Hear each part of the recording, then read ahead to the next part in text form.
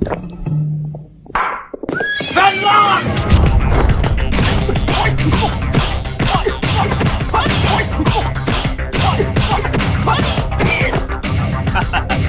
yet learned your lesson? This time, Fenlong, I came ready. Ready to lose again?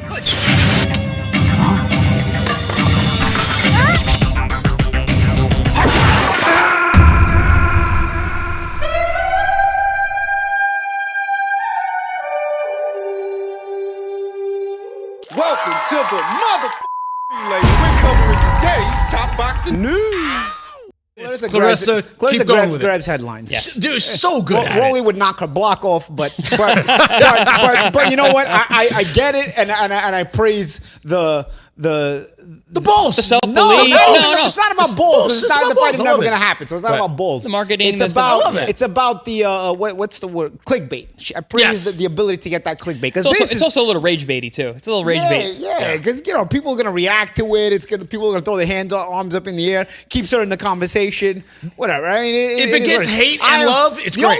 She's gonna get a lot. The only way to beat Rolly, unless you're supremely phenomenal, and I still don't think even that's an easy fight. Is to back him up. You know, I like that Paulie Malignaggi pointed out that it doesn't take any courage or any balls to do what Clarissa Shields is doing, because what she's doing isn't going to actually result in a fight, so she must be doing it for some other reason. Well, it's because she's a bully and she views Romero like she views Keith Thurman as low-hanging fruit and somebody that she can pick on, servicing as rage bait to, in effect, keep her talked about in the conversation and in circulation. At the very most, that's what it is, because if Romero or any of these other male boxers that she's openly had a go at decide to give her what she wants, give her a fight, and not hold back, they're gonna knock her block off. Because the time for entertaining these misandrous delusions has come to an end, as more and more men are starting to notice what she's doing, and that neither Romero or Keith Thurman are allowed to respond to the disrespect they're getting from her the way that they need to. They can't actually give her the energy that she's giving them. She knows that. Seeing her attempt to emasculate these professional boxers for no other reason than she believes that she can without provocation. Saw Shannon Sharp push back against Clarissa Shields' claim that she could beat Rolly in a boxing match. Sharp says men and women compete in separate sports for a reason. It's like saying AJ Wilson could take down Shai Gilgeous-Alexander in a one-on-one game. I don't know who any of those people are. But I do know the point that he's trying to get across, that men and women compete in separate sports for a reason. So the idea that Clarissa's gonna beat Rolly in a professional boxing match, you'd have to rig it. You'd have to change the rules. You'd have to handicap Rolly,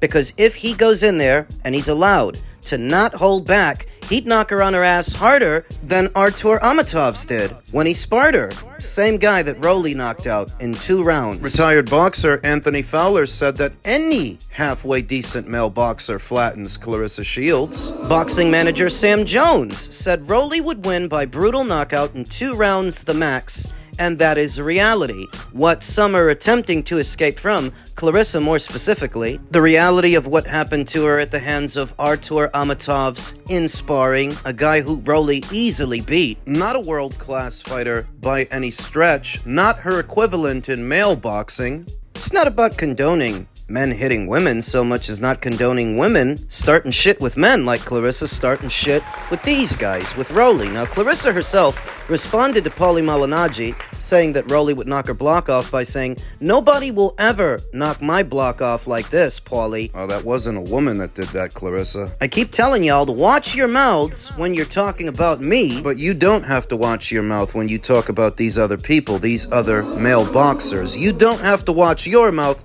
when you talk about them. Have a good fucking day, and I have more world titles than you two. Well, yeah, because the sanctioning bodies are always in a hurry to email you vacant titles that nobody's holding in the barren weight classes where you campaigned. She won 3 vacant titles at heavyweight, 3 more in the middleweight division, and 3 more in the junior middleweight division. So it's very easy to have more titles than Paulie when you don't actually have to go through anyone to get them. Upon close observation, it's not the flex that she's making it out to be. But if what you're gonna do is highlight Paulie Malignaggi's battle scars in what was a bare-knuckle boxing match, not even a regular one, against what was a male boxer. Why don't you go in there with that same guy and see if you do any better? You always got so much to say. Put your money where your mouth is. No special designations, no crafty rule changes allowed to handicap that male boxer. If you are as good as you say you are, go fight that guy under the same circumstances that he did and see how you make out. There used to be a sort of awkward silence in the industry whenever Clarissa would publicly state that she could beat a man. Yeah, because she's been at this for years, and for years, nobody really pushed back on it. Told her, no, sweetheart, listen, if you actually do fight one of these guys that you're bringing up, they're gonna knock your head clean off your shoulders because they don't need to be as good a boxer as you to overpower you. And if what you need to do is change the rules or handicap those male boxers you're mentioning in any way... You want to fight him so bad, go fight him. Every single time it's happened, it was unprovoked. Keith Thurman never said a disparaging word about Clarissa Shields for her to have a go at him. Rolly didn't either. People are noticing this and wondering, what is Keith Thurman supposed to do in this situation? What is Rolly Romero supposed to do? Why is it with Clarissa, everybody's expected to be the bigger person and turn the other cheek? Tolerate the disrespect. Now I wonder what Paulie Malignaggi's response to Clarissa is gonna be. All he's really gotta do is upload that video of her getting dropped on her ass by Artur Amitovs, who's not a world-class boxer by any stretch of the imagination. The time for allowing Clarissa to behave like a mouthy child would is coming to an end. She's been at this so long, she's got to be careful now that she's not creating a demand to see her go in there with a guy and box under the same rules as a guy, no handicaps. No rule changes, because Hall of Fame fighter Lucia Riker did, and you see what happened to her when she actually had to fight a man. Men's junior middleweight news, former IBF champion Kell Brook said, I stopped both Conor Benn and Chris Eubank Jr. In an exclusive interview with Boxing King Media, Kell Brook is asked which fight he would prefer if he was offered both Benn and Eubank Jr. Kell stated Eubank Jr. as he was the easier fight.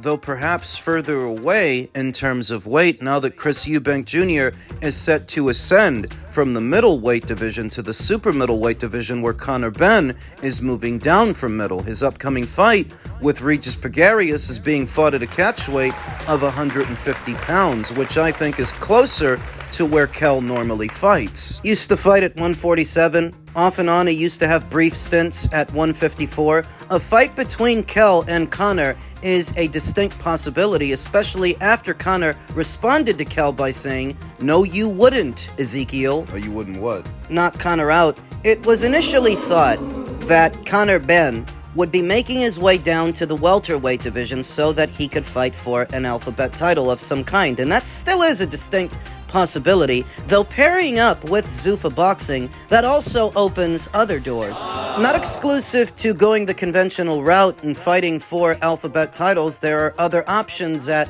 Conor Benn's disposal, especially when you're paying the guy upwards of $15 million for a fucking layup. A Regis Prograis fight. And not even for a main event, a co-main event, commercially, a Kell Brook fight in the United Kingdom is actually more marketable. Well, nobody's gonna give him credit for fighting and beating today's Kell Brook. I'm not saying they would, but nobody's gonna give him credit for fighting and beating Regis Pagarius. That didn't stop him from taking that fight and making a boatload of cash in doing so the same would apply to a Kell Brook fight. It can be made. And in the UK, it can be sold. Conor Benn versus Kell Brook, who set to mount a comeback of his own, I think in Dubai, fighting some guy. You could do a fight between Conor and Kell anywhere in between 150 and 154, because I'm not completely sure that Conor Benn will move all the way down to 147 to fight for a title. You know you could do it at 160. You know you could do it for the inaugural Zuffa middleweight title. Have those two guys fight for it, signing Brits like Conor Benn and being involved in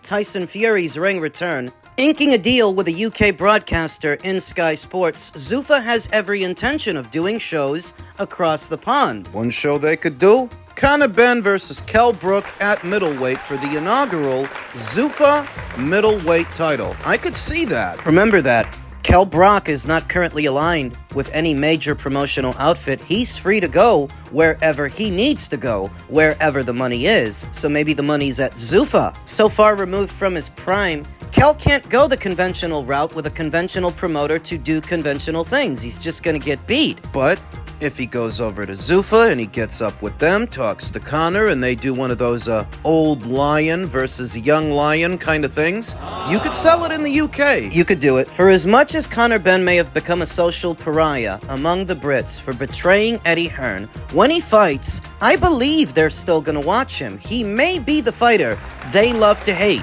Kind of rancor can translate into metrics, into viewership, as they are now waiting to see you fall, to see you lose. Conor Benn versus Kell Brook is a distinct possibility in 2026. Elsewhere in the world of boxing, at or around these weights, veteran content creator T Street Controversy said, "It can't be just me that feels Virgil Ortiz versus Boots Ennis is not a significant needle mover of a fight. For casuals and hardcores, I see that fight struggling to do 200,000 buys. I see 150 buys or below, honestly." I agree.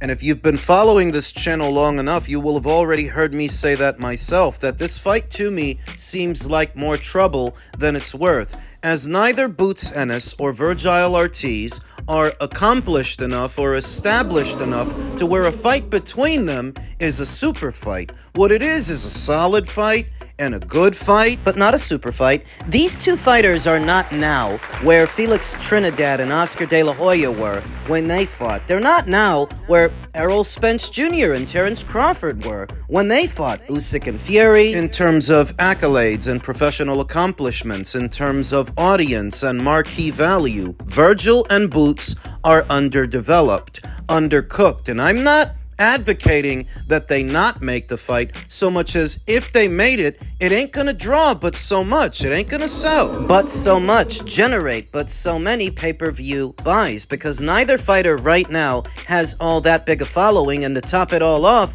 piracy being at an all-time high, there are a lot of people that are probably gonna steal this thing, but not that many that are gonna buy it. Not that many loyal to Boots or loyal to Virgil, which is what I mean by they're underdeveloped. Consider that Ryan Garcia is a more popular fighter than either Boots or Virgil, and he hasn't sold anything astronomical in his last 2 or 3 pay-per-view outings. The Haney fight underperformed. Nobody reported big numbers for the Rolly fight more than 2 weeks out from the Barrios fight. Nobody's reporting big numbers for that. And Ryan is more popular online than Boots or Virgil, so if he's not doing big numbers, why would they? They wouldn't. Not right now. What it is that the industry, at least some people in it, keep trying to force it.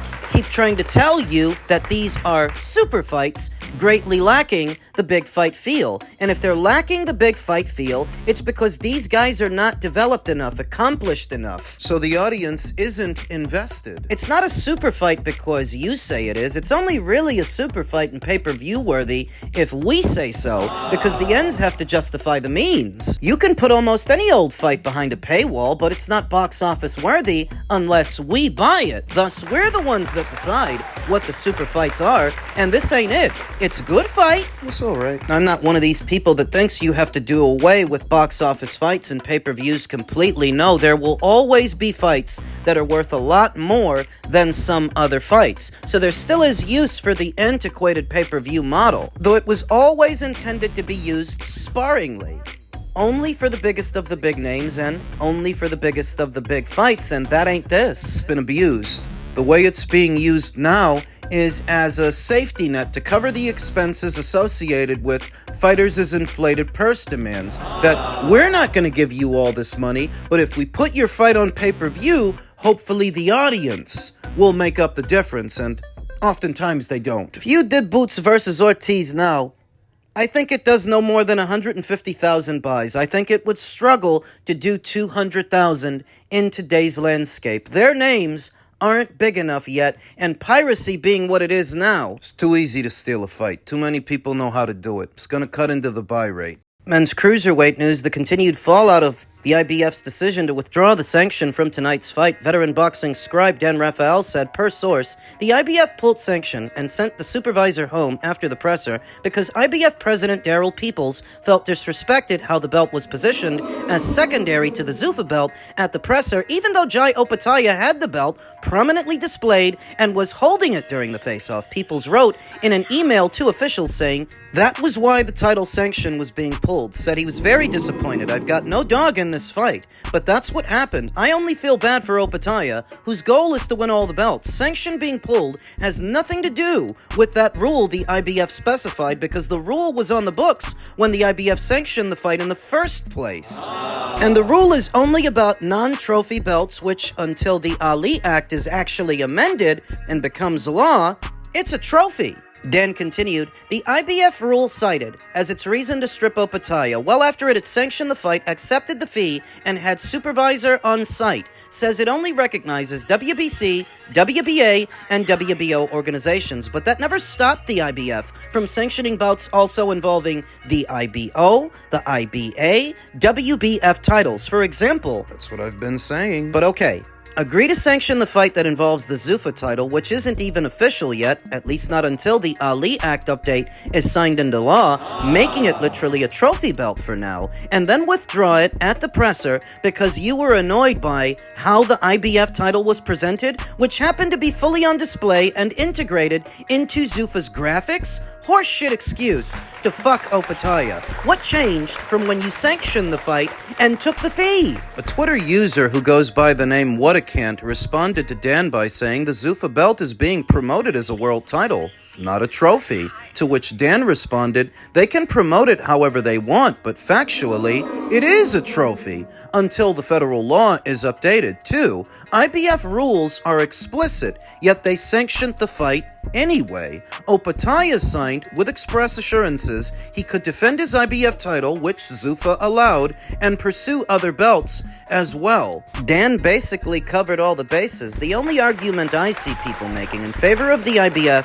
pulling their sanction are their own bylaws, but they had the same bylaws when they initially decided to sanction this fight. To unsanction it because you don't like where the belt was is just petty and childish and, in my opinion, unethical, because whatever beef you have with Zuffa Boxing or Dana White should not then carry over to Jai Opetaia. He's followed all the rules, he's followed all the regulations, satisfied your mandatory, paid the sanctioning fee in advance. Even did the second day weigh-in, which he really didn't have to do if you are now pulling your sanction. And if Jai Opetaia now decides to take legal action through the courts, what is Daryl Peoples gonna say? There is a very damning email that would count against him. If you look at this entire situation on paper as it played out in sequence, there is a very strong case against the IBF's course of action here. What they did, I don't think it can be justified at this moment in time. Jai should pursue this beyond this weekend's fight. Because the IBF cannot substantiate that either Jai Opetaia or Zuffa Boxing did anything against them in any way. Didn't break any rules. As many times as you've sanctioned other fights that involved belts that you didn't recognize, you don't all of a sudden get to start handing out ultimatums now. It's just like Marcos Villegas said in his tweet. They're making it that much easier for the fighters to look at these sanctioning bodies and say, why are we putting up with this?